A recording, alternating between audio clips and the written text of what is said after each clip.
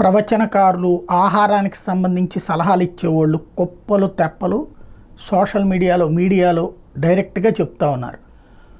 ఇది ఎవరో సరే సన్యాసులు లేకపోతే కనుక సంస్కర్తలు వీళ్ళు కాకుండా డాక్టర్లు చెప్తున్నారు రాత్రిపూట్ల తిండిని తగ్గించుకోమని. కానీ ఈట్ స్ట్రీట్లు, నైట్ స్ట్రీట్లు రాత్రిపూట్ల ఉంటాయి, పబ్బులు గబ్బులు ఇవన్నీ రాత్రిపూట్లే ఉంటున్నాయి.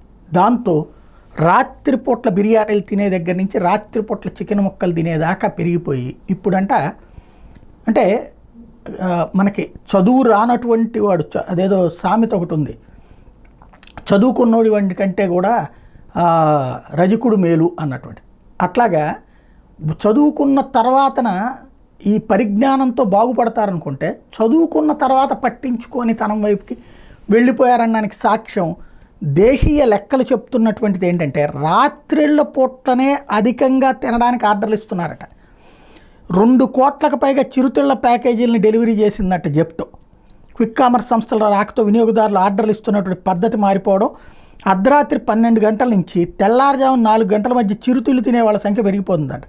జెప్టో విషయాన్ని అధికారికంగా చెప్పుకొచ్చింది. 2024లో అర్ధరాత్రి వేళల్లో 2 కోట్లకు పైగా చిరుతిళ్ల ప్యాకెట్ వినియోగదారులు డెలివరీ చేసినట్టు చెప్పింది.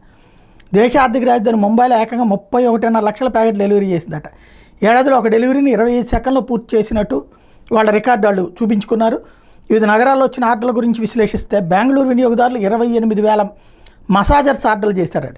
ఢిల్లీ పౌరులు 12 లక్షలకు పైగా చిప్స్ ప్యాకెట్లు తిన్నారట రాత్రిపూట్ల ఆర్డర్ ఇచ్చి.